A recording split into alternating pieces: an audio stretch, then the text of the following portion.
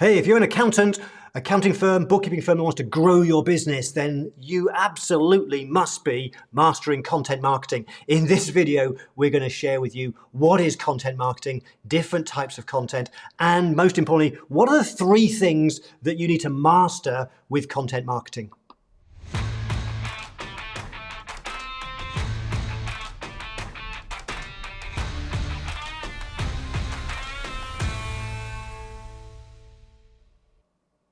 Hey, welcome to this video. This is the second in a 6-part series. If you missed the first video, then we'll put the link below and you can go and check out the first video. But anyway, great to see you here.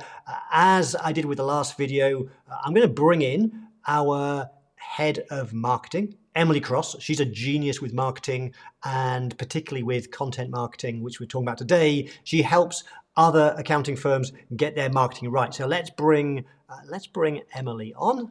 Hi there, Emily. Hi there. Hi there. So I guess the first thing is, what on earth is content marketing? What's content marketing, Emily?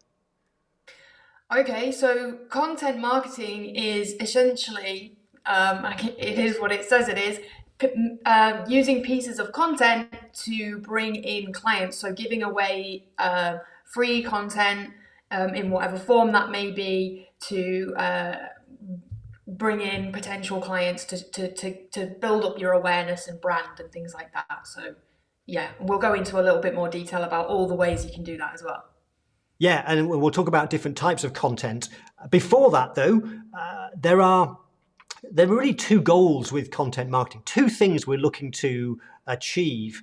And so let me go with the first one, Emily. The first goal of content marketing, and it's something we talked about in the last video. So if you did watch the first video in the series, you'll know that we talked about the importance of positioning, expert positioning, about positioning your firm as the expert, because the best clients out there, the clients we all want to win, want the best accountant, they want the best bookkeeper. And so we have to position ourselves as the experts. And content marketing really helps us to build up our expert positioning. So that's our first goal. The first goal of content marketing is to position ourselves as the expert.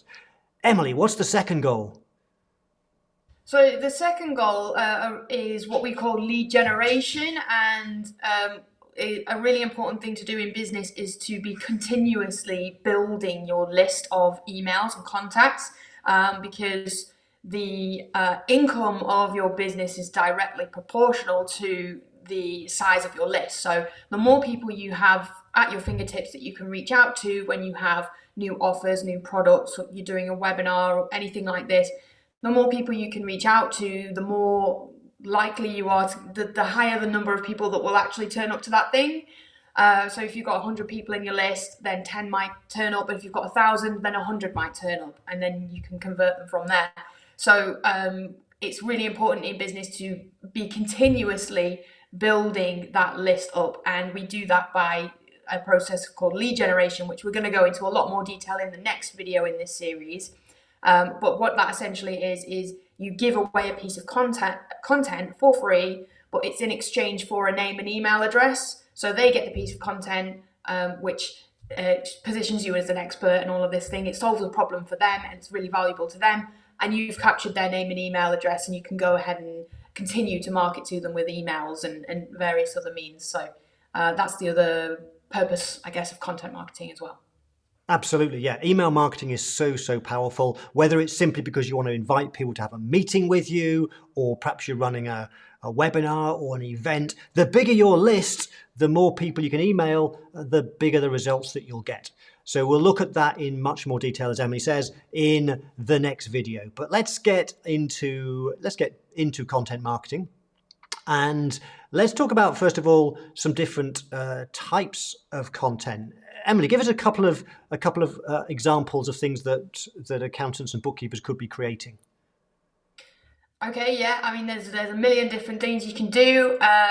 You can write blogs and articles, or social media posts or emails, various things like that. There's also video style content. So what you're seeing right now, a doing a YouTube video or live streams, things like that. If you prefer speaking out loud and being rather than spending the time to write things, various different things like that. Yep, there are so many forms of content, and the best content for you to deliver is the things that you're most comfortable with. That's where I would start. If you like writing, then written content is great. If you like speaking and teaching, then you might find things like podcasting is a great form of content. And if you're happy to be on video, then video marketing is extremely powerful. And I would argue that video marketing is the most powerful form of content marketing. But if that's not for you, that's fine. There's plenty of other things that you can do in the world of content marketing, like blog posts.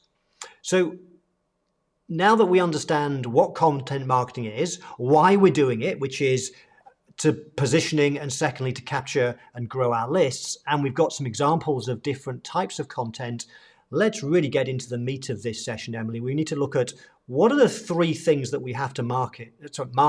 What are the three things we have to master when it comes to content marketing? We mentioned those. They are, firstly, how to come up with ideas. So let's talk about that for a bit, and then we'll move on to the other two things that we have to master. So that's a question I often get from people is, Mark, I'm just a bookkeeper. I have no idea what I could write a blog post on. I'm just an accountant. I don't know what my YouTube videos could be about. So Emily, some thoughts, some tips on how do you come up with ideas for content? Yeah, so you are, as a bookkeeper and accountant, you are in this unique position that you probably think, oh, I've got no idea what to write, but you work with these people day in, day out. You know what questions they ask you on a regular basis, what questions they come to you with, and you might think, do you know what, people ask me that question all the time. That is the kind of question that you can answer in your content, whether it's a blog, whether it's a video or podcast. You can answer that question and give them some sort of solution. But going further than that, rather than just brainstorming the things that your clients come to ask you for, you could go ahead and ask your clients directly and say, I really want to improve the service that I do for you. If there's a question that I could ask, what would you like to ask me? What kind of things would you like to know? And specifically, again, ask it of your ideal clients. Because if you ask it of some clients that you have that you don't really like working with, then they might give you a different answer. Whereas if you ask the ideal clients, then people who are similar to them that you would like to work with are probably going to have similar questions as well. So when you then create that content and use it to bring in new clients, you'll be hopefully addressing those ideal clients as well. So asking your current clients what they would like to know the answers to, that gives you some things to go off. There's also, you can go away and do some research as well, whether that's going into Facebook groups or LinkedIn or Reddit or these kinds of spaces and asking questions in these groups of these communities, asking what they would like to know, or simply just going to Google search, typing in a few keywords and seeing what the most common questions are that come up, and then seeing if you can answer those questions in some way. And then a recent tool that we've been loving using is ChatGPT, which we're going to go into a lot more detail about. But I do use that quite often now as a search function. So rather than going to Google and typing something in, I'll go into ChatGPT and I can give a lot more specification. So rather than just kind of going, what are bookkeepers interested in? I can type in, I need to know this thing, and it's for this niche, and I've got this material to work with, and I want to film a video, so can you give me some ideas? And it churn out some really, really useful ideas and brainstorming tips for you. So lots of different ways that you can come up with ideas for whatever content it is, blogs, videos, etc. So yeah. Awesome. Some amazing advice there. And just to pick up on a couple of those things that Emily's talked about is certainly joining Facebook groups where your ideal clients hang out. If you're not sure what an ideal client is, make sure you watch video number 1 in the series because we talk about the importance of that. So ask your ideal clients, start to get into the habit of asking about what are their challenges, their pain points. For example, when we came up with this video series, these marketing videos, one of the things we know from talking to accountants and bookkeepers via the Facebook groups we're in is very often people say, I don't know how to grow my bookkeeping business. What's the best ways right now to grow our accounting firm? When we see those sorts of questions from people, then that's telling us, okay, we need to create some content for those ideas. So start getting into the habit of listening to your audience, your clients, and the questions that they're asking. That's going to help you come up with ideas. And in video number 6, of course, we will be going deeper on ChatGPT, because that will save you hours when it comes to content marketing. Okay, Emily, let's move on to the second one. So that's the first challenge we have to master, how to come up with the ideas in the first place. Now we've got some ideas. How do we create the content? What are your thoughts there? Yeah, so it depends what kind of content you're going for. If you're going to do something like video, then in terms of practicality, you know, how do I go ahead and film those videos? You can use tools like Zoom. We're using right now something called Ecamm, and you just hit the record button. If you're wanting to do kind of screen share tutorials for something, like let's say you wanted to help your clients get set up on QBO, and you wanted to do them a bit of a tutorial and capture your screen, then you can use something like Loom.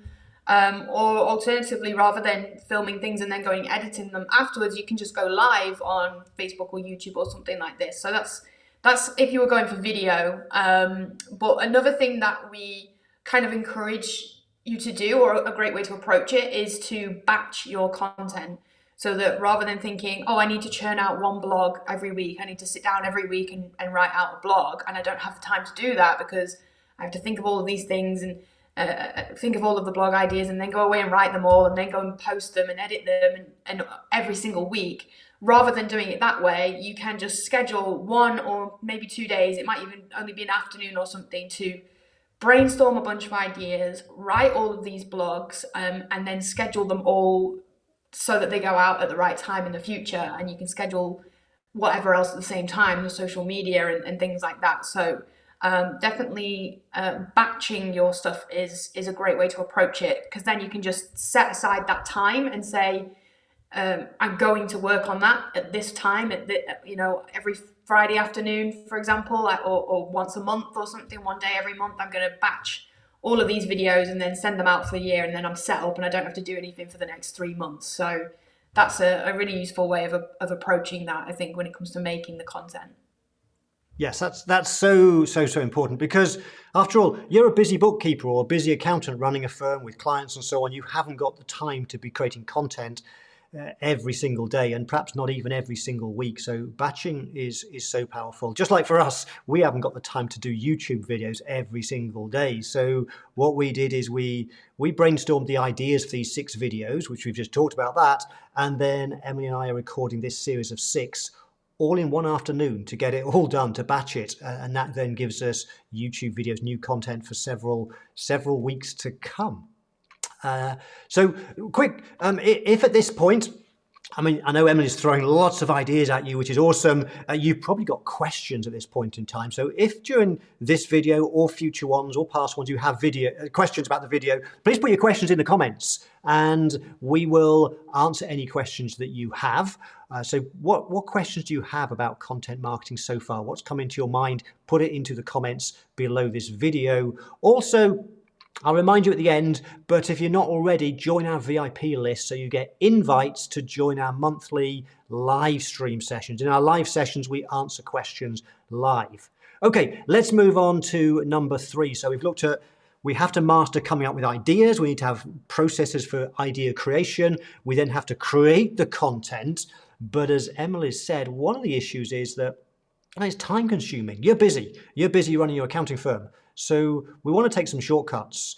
And one of the things that we can do is use what marketers call repurposing. So Emily, what is repurposing? So rather than making a video and then making a blog and then going and making a podcast, you might as well make one thing and rinse it for as much as you can. So we'd make a long video, and then you can take that, chop it up into a series of shorter videos. You can grab the audio from it and turn it into a podcast. You can turn it into a series of blogs, and then from those blogs, turn it into, write 10 or so different social media posts for each one. And rather than starting from zero every single time, you've always got that piece of content that you can start with as your base and just put it into as many different mediums as possible. Because as well, people like to consume things in different ways. So some people would prefer to watch a video, whereas some people would prefer to read the blog. So if you've got the same content in those two different places, then you've kind of covered more ground and more likely to have that content consumed by people. So and ways to do that as well. There's so many different tools that will help you do that. You can get the video that you've done, send it through a transcription service, something like Otter AI we use, and that just churns you out the content, and then you just go in and add a bit of formatting to it, or you can delegate it to somebody else that's what we do.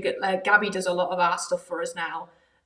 So Mark will make a video, and then Gabby will put it through the transcription and turn it into a series of blogs. And then we use GPT now as well to help build those blogs and help write the social media content. But you're starting with one long form, and as well, essentially, that's going to take you. Let's say you film an hour-long video, like Mark does his live streams. He'll film an hour-long video. That's him done. He then passes that on, and we churn out all of the rest of this content via all of our systems that we have, so that we've got blogs, podcasts, videos, and all sorts of stuff. But it's only 1 hour of work that's really gone into it from Mark's end. So so definitely repurposing things, and also delegating that repurposing job where you can, or saving yourself time with tools as well, software tools. So yeah. Absolutely. Awesome. And this video itself will also be, some people might even be listening to this on the podcast, and we will be turning this into at least one blog post and a series of social posts as well. So yes, that's repurposing. It saves you a huge amount of time. Emily, thank you for all your contributions. I'm going to just wrap up now with what's going to happen, what's coming up in the next videos, some free resources. But I know that Emily, you will be joining us on the next video in the series. So thank you so much. Okay, so the big problem with content marketing, particularly for accountants and bookkeepers, is time. It's time consuming, but Emma's given you some great tips there on saving time, of which I think the biggest one is right now is AI, using ChatGPT. One of the things it's most powerful for is helping you save hours of time with content. So make sure you catch video number 6 in this series. Emily and I will go deeper on how you can use that particular tool to create huge amounts of high quality content. Okay, if you found this video valuable, then please do hit the like button, and if you've not subscribed yet, hit the subscribe button, and then hit the bell icon. That means that YouTube will notify you whenever we release a new video. I've also put below some additional resources for you, some free resources, so please go and grab those resources. They'll help you with pricing. One of the resources, or one of the links, is to our VIP list, so you can join us on our live sessions, which is a great way to ask us questions. If you've missed the first 2 videos in the series, we'll put the links to those below as well, so go and catch up with those. The next video, which in this series, is we're going to talk about how to get unlimited sales leads. So I look forward to seeing you on that next video. Bye for now.